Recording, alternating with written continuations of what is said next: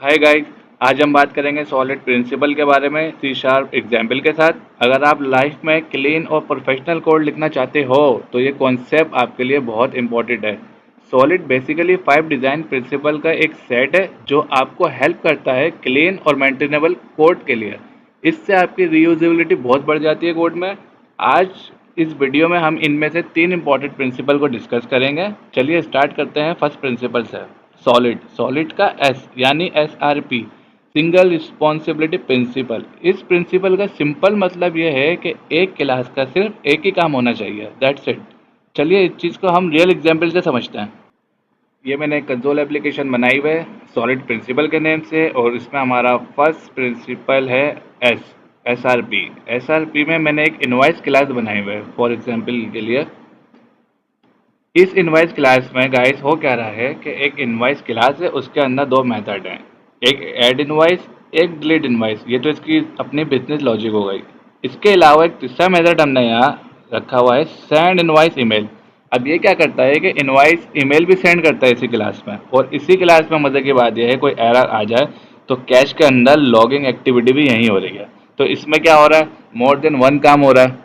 ऐसा नहीं होना चाहिए। ये क्या कर रहा है, ये SRP के रूल को वायलेट कर रहा है कि ऐसा नहीं होना चाहिए। अब कल को अगर मैं किसी दूसरी क्लास में ईमेल का मेथड यूज़ करना चाहूँ तो ये तो मेरे लिए रीयूजेबिलिटी नहीं हुई सही, ये मतलब हो जाएगा। और अगर ये लॉगिंग एक्टिविटी में कोई चेंज आता है या कोई दूसरे सक्सेस वगैरह का मैसेज शो कराना हुआ है तो इससे हमारी कोड की रीयूजेबिलिटी नहीं रहती। इस चीज़ को अवॉइड करने के लिए हम पहला रूल फॉलो करेंगे, SRP, जो हमें सिंपल कहता है कि भाई एक क्लास का एक ही काम हो। तो हमने एक लॉगर क्लास की अलग से बना ली। उसमें हमने क्या करा, आई लॉगर नेम से एक इंटरफेस बना दिया। उसमें हमने दो ऑप्शन दे दिए, इन्फो और एरर। अब लॉगर क्लास ने आई लॉगर को इनहेरिट किया और उसने उसके सारे डिक्लेरेशन इम्प्लीमेंट कर दी इन्फो और एरर की। इसी तरह हमने एक मेल सेंडर की क्लास बनाई। उसमें क्या हुआ कि सेंड ईमेल होगी, दैट्स इट। अब आप किसी और इनवाइस के अलावा भी किसी क्लास में अगर इसको यूज़ करना चाहेंगे तो हम इजीली यूज़ कर सकते हैं। हमने अलग अलग क्लासेस बना के अलग अलग रिस्पॉन्सिबिलिटी दे दी। अब हमारे इनवाइस SRP की क्लास में जो एग्जैक्ट रूल फॉलो कर रही है, इसमें हो क्या रहा है, जो हमने अलग अलग क्लासेस बनाई थी उसको हमने ऑब्जेक्ट बना के कंस्ट्रक्टर में क्रिएट कर दिया, ठीक है। अब ऐड इनवाइस के अंदर हमारी देखें सेंड ईमेल भी हो रही है और हमारी लॉगिंग एक्टिविटी भी सही जा रही है। अगर हमें कोई इन्फो का मैसेज शो कराना हो या कोई एरर में एक्सेप्शन करनी हो या कल को क्लाइंट बोलता है कि हमें एक और ऐड कर दो, तो आप इजीली जाके सिर्फ आई लॉगर में जाके ऐड करोगे। कोई भी वाइड के नाम से फॉर एग्जांपल अगर वार्निंग का बनाना हुआ तो आपने वार्निंग का ऐड कर दोगे, दैट्स इट। इसमें क्या हो रहा है, आपको इनवाइस क्लास को डिस्टर्ब करने की ज़रूरत नहीं है। तो ये तो हो गया SRP, सिंगल रिस्पॉन्सिबिलिटी प्रिंसिपल, के हर काम के लिए हमने क्या करा भाई, अलग क्लासेस बना ली। अब हम चलते हैं अपने नेक्स्ट कॉन्सेप्ट की तरफ, सॉलिड का O मतलब OCP, ओपन क्लोज प्रिंसिपल। ये क्या कहता है गाइस कि we should go for extension and close for modification. कि आपका कोड एक्सटेंशन के लिए तो हो लेकिन मॉडिफिकेशन के लिए भी क्लोज हो। वो कैसे?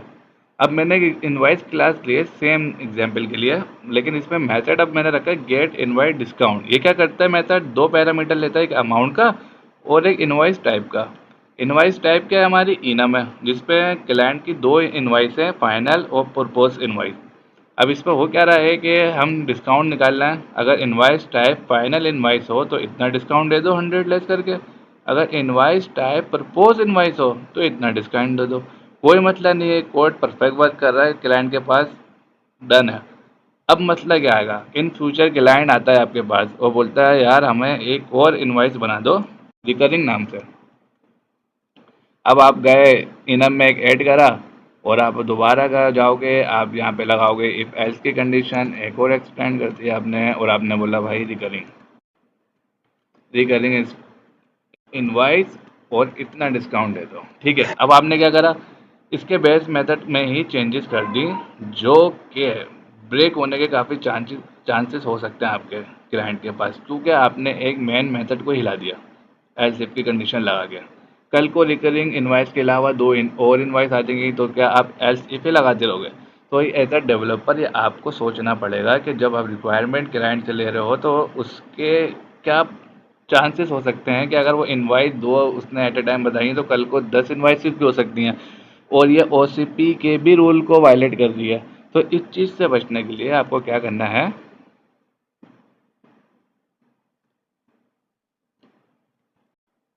कोड अंडू कर दिया मैंने। ओसीपी की क्लास में गया मैं, इनवाइस ओसीपी की क्लास में। अब मैंने देखा इनवाइस ओसीपी की क्लास में गेट इनवाइस डिस्काउंट मेथड है जो हर इनवाइस के लिए डिस्काउंट देगा। तो मैंने क्या करा, इनवाइस की बेस क्लास बना दी और उसके अंदर ये मेथड डिफाइन कर दिया जो एक पैरामीटर अमाउंट का लेता है और रिटर्न कर देता है। अब क्लाइंट की थी दो इनवाइस, फाइनल इनवाइस जो हमने इनहेरिट कर ली इनवाइस ओसीपी से, और उसके गेट डिस्काउंट को हमने ओवरराइड मेथड करके उसके अकॉर्डिंग अमाउंट रिटर्न कर दिया। सेम पर्पस इनवाइस के लिए भी करा। अब क्लाइंट की कल को अगर न्यू रिक्वायरमेंट आती है, सपोज ये नहीं है आपके पास,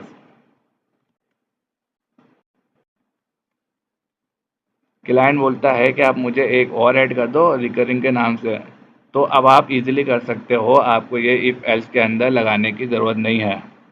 अब आपने अलग प्रॉपर एक हर चीज़ बनाई हुई है, आपने एक और क्लास ऐड करी, उसे इनहेरिट कर दिया इनवाइस ओसीपी से, और आपने उसके अकॉर्डिंग उसका डिस्काउंट दे दिया। ठीक है। अब इससे क्या हुआ कि आपकी रीयूजेबिलिटी पर बढ़ गई, कोड भी मेंटेन हो गया, क्लीन हो गया बिल्कुल। अब आप अगर इसको प्रोग्राम के फाइल में रन करोगे तो आपको कुछ इस तरह देखने को मिलेगा कि आपने एक बेस क्लास बनाई थी इनवॉइस ओसीपी के नाम से। अब फाइनल इनवॉइस को आपने ऑब्जेक्ट बना के असाइन कर दिया, उसके अकॉर्डिंग आपने इसका डिस्काउंट निकाल लिया। इसी तरह दोनों बाकी इनवॉइसेस का भी निकाल लिया, रिकरिंग और प्रपोज इनवॉइस का। अब आप टेंशन फ्री हो, कल को क्लाइंट की 10 इनवॉइसेस और भी आ जाए ना, तो आप यहाँ पे कोड अपना एक्सटेंड करके उससे कर सकते हो, क्योंकि ये हो गया ओपन फॉर एक्सटेंशन। और क्लोज फॉर मॉडिफिकेशन ये हुआ कि आपने जो मेन मेथड था इसका गेट डिस्काउंट, आपने इसको बेस क्लास में ले गए। अब ये हो गया क्लोज। यहाँ तो आप कोई मॉडिफिकेशन नहीं कर रहे ना, आप नए नए इन्वाइसेस बना के बस इससे इनहेरिट कर रहे हो और अपना काम कर रहे हो। तो ये ओसीपी ये कहता है कि open for extension and close for modification. तो ये हमारा सेकेंड कॉन्सेप्ट भी कंप्लीट हो गया सॉलिड का। अब हम चलते हैं अपने नेक्स्ट कॉन्सेप्ट की तरफ, एलएसपी, सॉलिड का एल। यह है लिस्को सब्स्टिट्यूट प्रिंसिपल।